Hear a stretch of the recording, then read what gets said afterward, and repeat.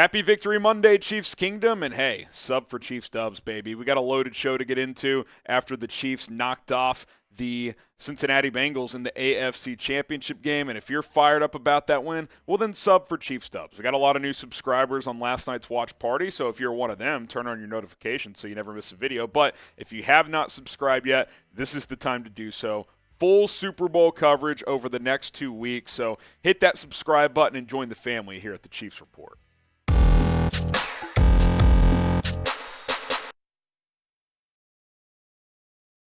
I am Harrison Graham, and today's Chiefs Report is presented by Manscaped. Manscaped, I think they have the best men's grooming products on the planet, and you should too. Go check them out. 20% off with code CHIEFS at manscaped.com, including the all-new Beard Hedger. You want a nice little groomed beard like this?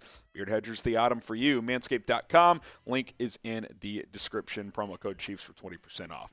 All right, Super Bowl bound. Let's talk about it. Chiefs are heading to their third Super Bowl in 4 seasons. And before I continue, I'm going to repeat that. They are going to the Super Bowl for the third time in 4 seasons. That is very rare. So let's not get kind of just get past that without actually appreciating it a little bit. I mean, this is quite the run the Chiefs have been on for the past half decade. 5 AFC Championship games and now a third Super Bowl appearance. It's unbelievable. But the stage is set, and the Chiefs are greedy. They do want one more as they look to take down the Philadelphia Eagles. The line shifting early on in this game has been interesting. Chiefs opened up as a 1.5 favorite. Now it's Eagles -2. I expect that shifting to continue over the next 12 or 13 days. This game will be in Glendale, Arizona, where the Cardinals play. 6:30 Eastern kickoff time, 5:30 Central time for you, those of you in the Central time zone. Televised on Fox, but we, of course, will have it covered here. We'll have a live watch party on the Chiefs Report, so join the movement. I think a couple of early thoughts, just not even the X's and O's, but 2 big storylines are the Andy Reid Bowl, Kansas City versus Philly. He, of course, spent, 14 years as the Eagles head coach, and now he's been with Kansas City for, 10 years. Next year will be year 11, so that's pretty historic. He gets to go up against his former franchise, a team that he took to the Super Bowl once, into 4 NFC Championship games as well. Then you got the Kelce Bowl as well, Travis Kelce versus Jason Kelce. There's some chatter that this could be it for Jason. I think he's 35 now, so he may not play for much longer. Kelce, I think, has got a few years left in him, of course. Travis does. But brothers getting to go up against one another. They, of course, have a fun podcast. I can't wait to go check that out over the next couple of weeks. But I can't wait for this. This is going to be awesome. Like, it's pretty rare when the number 1 seed in each conference makes it through and goes to the Super Bowl. And that's what we get here. We get the best versus the best. And that's all you can ask for in sports. Not every playoff format leads to that happening, but this year it has played out that way. The Eagles, outside of a 2-game stretch when Jalen Hurts was out with a shoulder injury, were easily the best team in the NFC. And the Chiefs, while they did lose to the Bills and the Bengals in the regular season, they were the most dominant AFC team, and they have proven that through the playoffs as well. I can't wait for this. I think it's a great matchup, and we will continue to have all the storylines and coverage leading up to the game. Who you got? Early prediction. Who wins? And if you want to overachieve, drop a score prediction in there as well. Type KC for the Chiefs, PHI for the Philadelphia Eagles. Who do you guys think wins Super Bowl 57? Pinned comment on today's show. KC or PHI? Let's talk about some injuries. As the injuries have starting to pile up just a little bit coming out of last night's game. Kansas City had 5 key players exit with injuries against Cincinnati, which really goes to show how even more impressive that win was, especially since the quarterback wasn't 100%. You look at the injury report, Kadarius Toney dealing with an ankle injury. He exited. JuJu Smith-Schuster with the knee injury that's kind of been off and on throughout the season. Mecole Hardman reactivated that pelvis injury. Now, he did say after the game that he expects to be full go for the Super Bowl, so hopefully that's the case. L'Jarius Sneed with the head injury, then Willie Gay Jr. with the shoulder injury.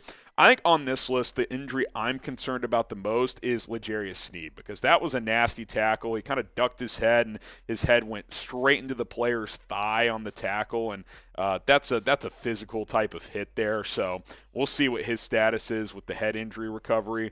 That's probably the one I'm monitoring the closest. But again, the off week really helps. To have the extra week between Conference Championship Sunday and Super Bowl Sunday is huge, and I think it's designed for a reason. The NFL wants the healthiest possible Super Bowl. You want the best players playing in these games, and the guys who just listed, I mean, that's 5 real contributors. So hopefully they're able to go. And that doesn't even mention Travis Kelce, who was questionable to play yesterday with the back injury, and obviously Patrick Mahomes, who's dealing with that high ankle sprain as well. I think the time off helps. Hopefully as many of those guys are able to play as possible. Now, which injury concerns you the most? I told you guys, I think it's Sneed for me. Just head injury, you never know. We'll talk about why the Chiefs could be able to overcome that injury in a second, but if I had to pick one that concerns me the most out of those 5, I would go with L'Jarius Sneed. Let me know which injury you are most concerned with. Now, listen, if you never want to be not injured, but, kind of underwhelming in terms of your grooming, well, don't go to Manscaped. But if you want to be overwhelming with your men's grooming, Manscaped is the place for you, especially for you beard fellas out there. I am a massive fan of their new product. It's called the Beard Hedger. Breaking news, Manscaped has launched a beard trimming kit, and I, for one, have never been happier because I don't know about you guys. I was so sick and tired of using multiple products to maintain my beard. If you're in the same boat, look no further than the luxury Beard Hedger Pro Kit from Manscaped. This complete beard maintenance kit has everything you need for the modern man on the go. From trimming to treatment, this kit has it all. This kit includes the Beard Hedger, AC adapter, and USB-C cable, beard shampoo and conditioner, beard oil, beard balm, and a travel bag. Plus, special bonus, you'll also receive a free beard accessory pack with beard brush, a beard comb, and beard scissors. The Beard Hedger was designed with a unique cutting angle to have its built-in comb lift flat-lying hairs for smooth single-stroke trimming, and for a limited time, you can get 20% off plus free shipping with code Chiefs when you go to manscaped.com. Best part about this beard trimmer is 20 links in trimming on this without all the attachments. You can it's on a rotator, so if you want to do a heavy trim or kind of a light trim, you just rotate it to the number, boom, you choose it, good to go. You got the beard balm, all that extra stuff, the comb. It's fantastic. It comes with everything you need. I've tried several kits in the past. This one is the best. Manscaped.com, promo code Chiefs. Get that 20% off plus free shipping. Check the description and the comments to go check out Manscaped. Let's talk about the rookies. Can we just round of applause the rookie performance in the AFC Championship game? I don't think, especially in the secondary, I don't think we have ever seen a volume rookie class play like this when the stakes are as high as they could possibly be, unless they top it in the Super Bowl.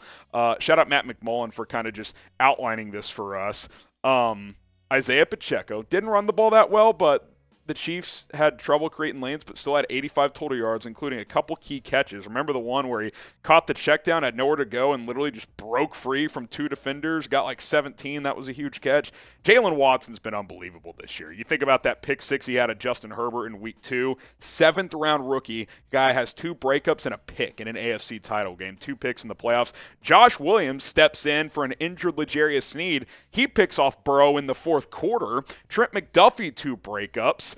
George Karlaftis had a sack. Brian Cook led to the Josh Williams pick. He goes toe for toe with T. Higgins and swats that ball into the air. And Sky Moore had a huge punt return late to exercise some demons, because remember earlier in the year, he muffed, 3 punts? And they had to turn to him with both Hardman and Toney went down with injuries. That's 1, 2, 3, 4, 7 rookies making real critical plays in a conference championship game. In terms of depth, I think this is Brett Veach's best draft ever. Now, nothing's going to top going up and getting Patrick Mahomes. I'm not saying that, but you get 7 guys to contribute in an AFC title game as a rookie.